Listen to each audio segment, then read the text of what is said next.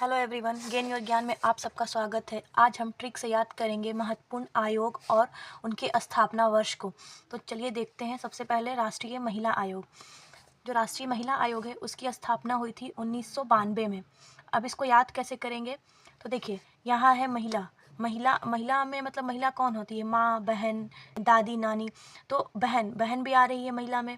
तो बहन से ये यहाँ पे है 92।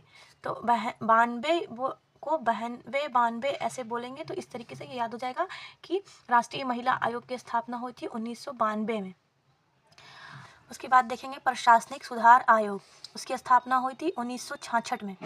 तो देखिए, प्रशासनिक सुधार आयोग मतलब कि जो प्रशासन है उसमें सुधार की ज़रूरत है। इसका मतलब कहीं ना कहीं उसमें भ्रष्टाचार है, कुछ गलतियां हैं, तो उसको हम सुधारेंगे कैसे करके? उसको कैसे सुधारेंगे? उसमें उसकी गलतियों को छांट के, तो छांट कर वहाँ के प्रशासनिक सुधार को आयोग को सुधारेंगे।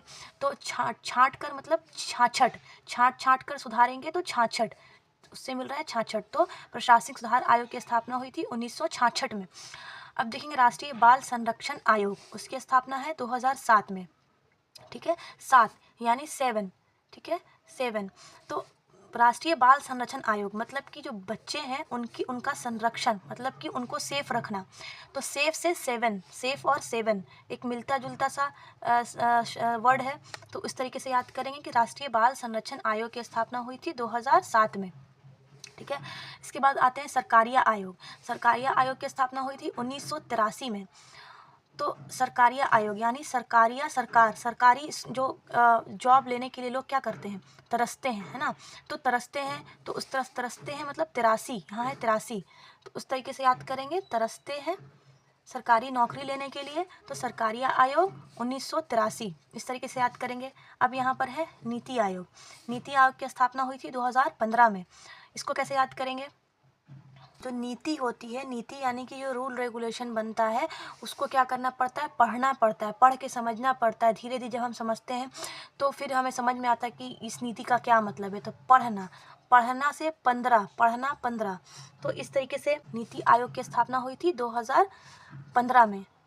अब देखते हैं राष्ट्रीय अनुसूचित जाति, सॉरी यहाँ पे जाति होगा, राष्ट्रीय अनुसूचित जाति और अनुसूचित जनजाति आयोग। इसकी स्थापना जो हुई थी वो 2004 में हुई थी। तो इसको याद करने की ट्रिक ये है कि जो हिंदू समाज है उसमें कितनी जातियां हैं? 4 जातियां हम जानते हैं। कौन सी हैं? ब्राह्मण हैं, क्षत्रिय हैं, वैश्य हैं और शूद्र हैं, मतलब 4 जातियां हैं। तो 4 यहाँ पे क्या लिखा है? 4। तो इससे हम क्या याद करेंगे कि राष्ट्रीय अनुसूचित जाति और जनजाति आयोग की स्थापना कब हुई थी? 2004 में। ठीक है, अब आते हैं निर्वाचन आयोग। तो निर्वाचन आयोग की स्थापना कब हुई थी? 1950 में।